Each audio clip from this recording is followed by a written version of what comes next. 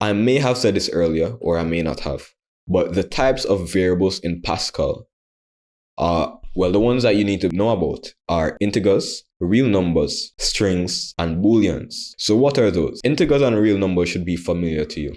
An integer is just a whole number. Let me make something called number, a variable called number right here. And I'm going to give it the data type integer.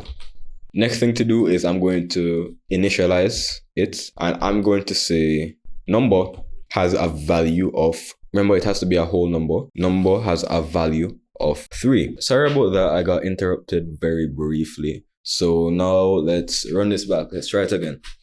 So we initialize our variable number, and now we're going to say number. Oh, almost ran an error right there. So we remember we have to use the assignment operator, not just an equal or just a colon.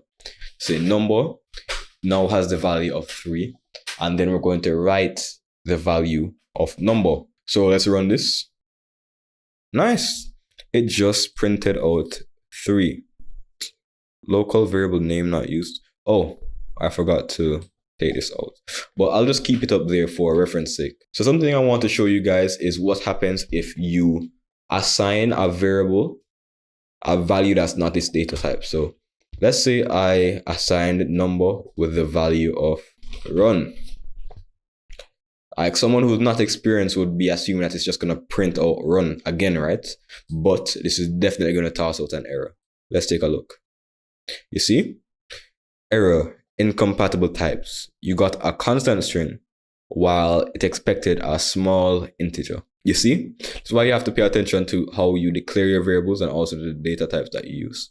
So let's see what would happen if we change this to 3 while still inside the brackets. Run it. Let's just bring it back up. And once again, it's going to toss an error. Why? That's because we had it inside of our brackets. That's why. When we have something inside of, oh, my apologies, I might have been saying in brackets. I mean quotations, the single quotes. Whenever we have something inside of the single quotes, then it's going to read that as a string.